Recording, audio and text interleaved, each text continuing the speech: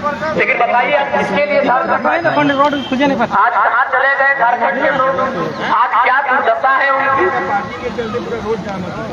इसलिए आज हमारी लड़ाई जो होगी ये उससे भी लंबी लड़ाई होगी, और विशेषकर कोल्हान और कोयलांचल में ये लड़ाई आप जामताड़ा में नहीं देखेंगे, ये लड़ाई आप शायद गिरिडीह में नहीं देखेंगे, ये लड़ाई शायद आप हजारीबाग कोडरमा चतरा में भी नहीं देखेंगे, लेकिन इस लड़ाई को आप देखेंगे कोल्हान अंचल में। क्यों मालूम है कि कोई भी कंपनी अगर कहीं लगती है वह सबसे पहले जमीन के साथ साथ पानी तैयार करती है, पानी की तलाश करती है। आपके पास स्वर्णरेखा नदी है और धनबाद और बोकारो के बीच में दामोदर नदी पड़ती है। इसीलिए फैक्ट्री लगाने वालों ने हमारी जमीनों को टारगेट किया। आज वो दुर्दशा हमारे सामने है। आज कोई कंपनी रहे, हमने जिस उम्मीद के साथ अपना जमीन दिया था, अरे जमीन ही नहीं समय समय पर हमने शहादत भी दिया, लेकिन आज हम कहाँ, आज हमारी स्थिति क्या है, आज हमारी परिस्थिति क्या है। इसलिए आज हमें लगता है आज एक बहाना, नियति ने एक बहाना खोजकर हम लोगों को आगे आने का अवसर दिया है। आप बताइए 2 सालों भले हम लोकसभा का चुनाव हार गए, लेकिन भारत देश में 1952 से चुनाव होता है। आप 1952 से लेकर आज तक का स्टडी कीजिए, इंडिपेंडेंट कैंडिडेट फर्स्ट टाइम, अभी 1 साल से कम की तैयारी में, अभी 1 रुपया खर्चा नहीं, 3.5 लाख वोट पूरे इतिहास को कोई नहीं लाया। पूरे भारत के इतिहास को पढ़िए, 1952 से देश में चुनाव हो रहा है लोकसभा का, 3.5 लाख वोट आज तक कोई नहीं लाया है। अगर लाया है तो दूसरी तीसरी चौथी बार लाया होगा।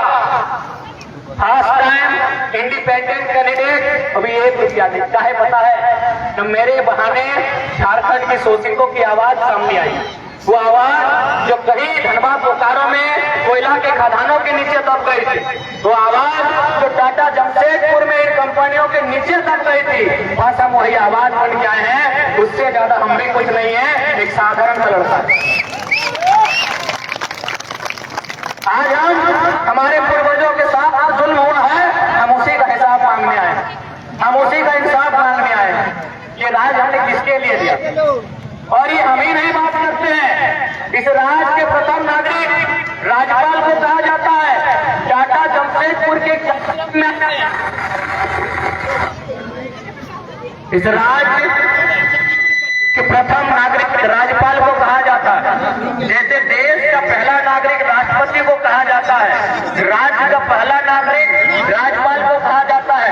इस राज्य के राज्यपाल टाटा जमशेदपुर आए थे, उन्होंने एक ही सवाल किया था प्रबंधन से कि आज टाटा का 100 साल पूरने वाला है, कितने झारखंड को लोगों का आपने वीसी बनाया।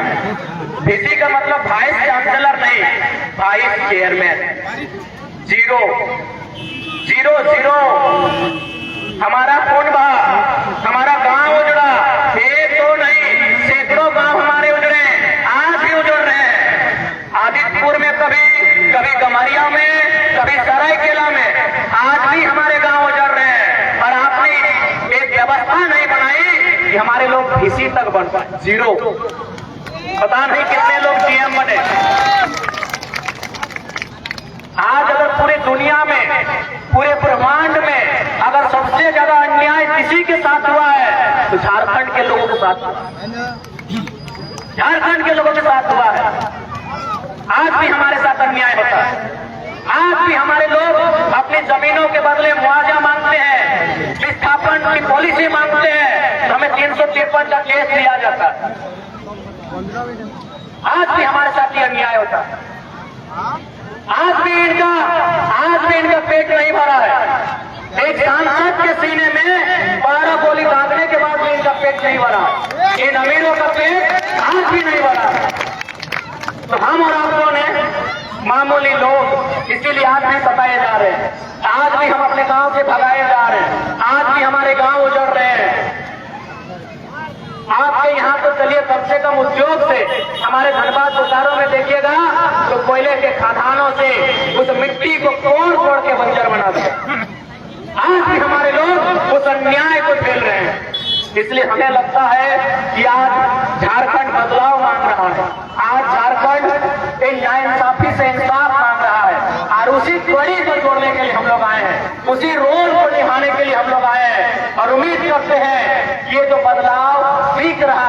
ये शायद झारखंड में हो।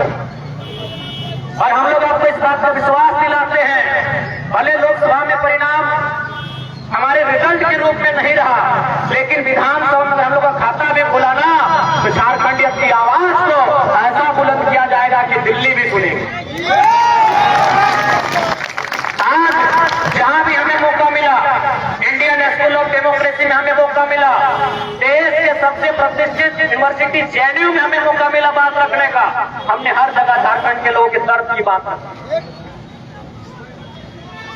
ये हमें तमन्ना थी, दिल में तमन्ना थी कि अगर दिल्ली लोकसभा से एमपी बन जाएंगे तो बात हम जमशेदपुर और रांची का भी उठाएंगे, जो शायद इस बार नहीं पूरा होगा। और ऐसा नहीं कि हमको एमपी बनने का चांस नहीं था, लेकिन सवाल था कि भाई पार्टियों की गुलामी करनी पड़ती। हमें दोनों पार्टियों ने सीधा ऑफर किया था। जैसे आज आपके जमशेदपुर के एमपी विद्युता है और सिंहभूम की जोबा दीदी है, दोनों का पार्टी अलग है, दोनों पार्टी ने ऑफर किया था कि आप हमारे पार्टी से एमपी लड़िए, लेकिन मेरा सिद्धांत है कि आजाद रहना। आज अगर हम उनकी पार्टी से एमपी लड़ जाते और नो डाउट चुनाव जीत जाते, अरे जब हम अकेले 3.5 लाख ले आए हैं तो अगर कोई पार्टी से लड़ते तो सोचिए कितना लाते। हम अकेले 3.5 लाख लाए, अपने दम पे लाए हैं, एक तो नहीं 3.5 लाख वोट लाए हैं। तो अगर हम बीजेपी कांग्रेस के साथ चले जाते हैं तो सोच के देखिए 6 लाख 7 लाख वोट से आप। लेकिन सवाल वही होता, हम टाटा को आंख नहीं दिखा पाते, हम एसएसपी पे बात नहीं कर पाते, हम विस्थापित की बात नहीं कर पाते, बस अपना मंथली बना लेते। हम वो करने नहीं आए,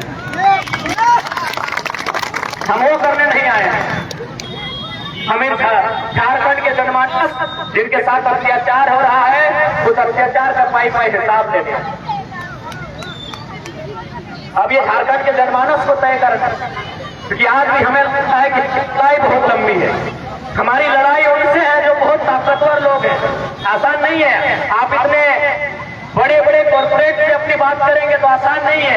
हमारी लड़ाई बड़े लोगों से, लेकिन अपने आप को जिंदा रखने के लिए आपको लड़ना होगा। अगर निर्मल दा हार मान लेते, अगर सुनील दा हार मान लेते हैं तो शायद इस माहौल में हम नहीं रहते। किसी ने बलिदान दिया है इस खुली हवा में आजादी के साथ ये भी आपको मालूम है ना।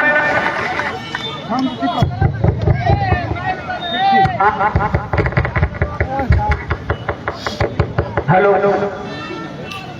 आज अगर किसी ने शहादत दिया है तो आज ये व्यवस्था है। नहीं तो आपको याद होगा तिरुल्डी का गोलीकांड 1981-82 क्या मामला था, ब्लॉक का घेराव किया गया था, गोली मिला था, गोली। उस समय की पुलिस भी तानाशाही थी। हमने कोई लाठी डंडा और मारपीट करने का काम नहीं किया था। 1981-82 तिरुल्डी गोलीकांड, अजीत महतो, धनंजय महतो, जिनको 16 साल के 2 नौजवानों को गोली मारा गया था, हमने प्रखंड कार्यालय में धरना दिया था। यानी हम धरना भी नहीं दे सकते थे, ये माहौल था इस राज्य में। आज कम से कम हम अपनी बात बोल पाते हैं, तो ये कहीं ना कहीं हमारे उन पूर्वजों की देन है जिन्होंने सीने का ये पीठ में नहीं। इसलिए आज हमारी इस पीढ़ी को फिर से एक बार संघर्ष करना होगा। नहीं तो आप देख लीजिए आज कितने गांव बचे हैं, कितने खेत खलिहान बचे हैं, और आप कहाँ हैं अपने आप को देखिए। दादी तुम्हें कोথায় আছি, তুমি কোথায় আছি, না আজকে তোমাদের চাকরি, না আজকে তোমাদের চাষ, না তোমাদের বাড়ি, না তোমাদের ক্ষেত খলিহান, তুমি কোথায় আছি আজকে? क्या दादी लोग गलत बोल रहे हैं? अरे आपकी सास, तुम्हारे सास, तुम्हें याद करते पारी ना निजर सास के, आपकी सास कैसी भी थी, या फिर आपकी सास में किस सास मरते मरते कम से कम 1 लाख गोबर दे के गई थी, तो उसके मान होता है। आपके पास खेत भी नहीं है जो अपनी पुतों को दे के जाइए, है क्या? चलिए ठीक है, आपके घर के लोग नौकरी करते हैं, कहीं गारंटी है उनके बाद उनका बेटा लोग को नौकरी वहां मिल जाएगा, गारंटी है?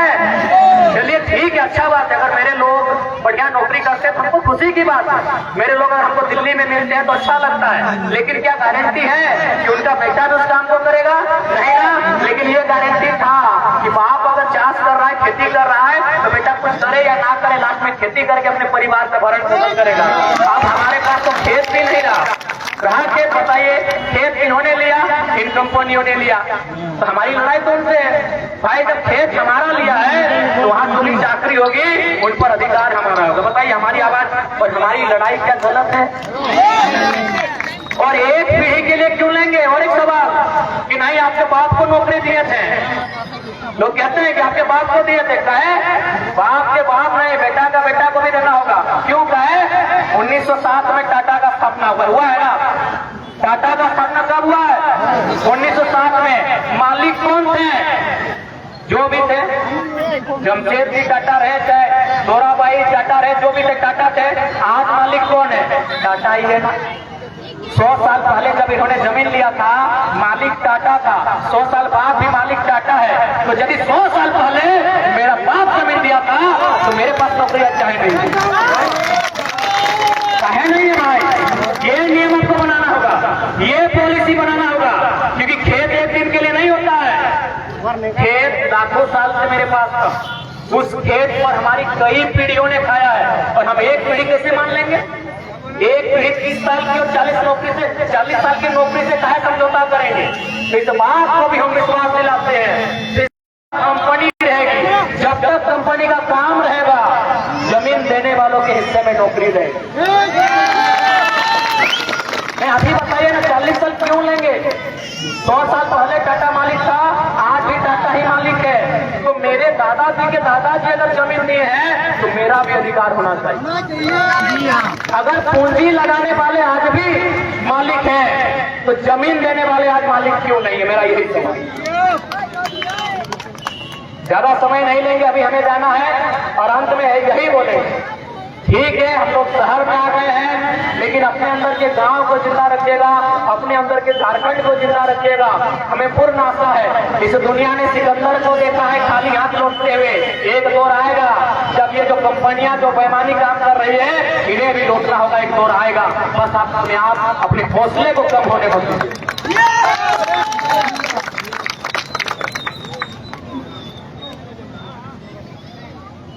और ज्यादा देखिए, जहां तक बिजली पानी के बारे में स्पष्ट जानते हैं कि अगर कोई कंपनी वहां स्थापित है तो सीएसआर मद के माध्यम से उस क्षेत्र के 20 किलोमीटर कहीं 15 किलोमीटर के दायरे में उन्हें उनका वो सुविधा देनी पड़ती है। ठीक है, अगर नहीं है तो हम लोग इस बात को कहते हैं, हमारे यहाँ की जो टीम है इसके लिए चरणबद्ध आंदोलन की तैयारी कीजिए, हम लोग पीछे नहीं हटेंगे। और अंत में यही कहेंगे, ये जमीन इसका कर्ज अभी बाकी है। ये जमीन जो आज इन कंपनियों ने हमें झांसे देकर लिया है, उम्मीद देकर लिया है कि वहां अगर कोई नौकरी लगेगी तो पहले आपको पूछेंगे, फिर बाहर के लोगों को पूछेंगे, उसका भी हमें इंसाफ लेना है, क्योंकि ये जमीन हमारी है। सबसे पहले हमको डराया जाता है कि जमीन भारत सरकार की है। अच्छा एक बात बताइए, भारत सरकार कब बना? भारत सरकार बना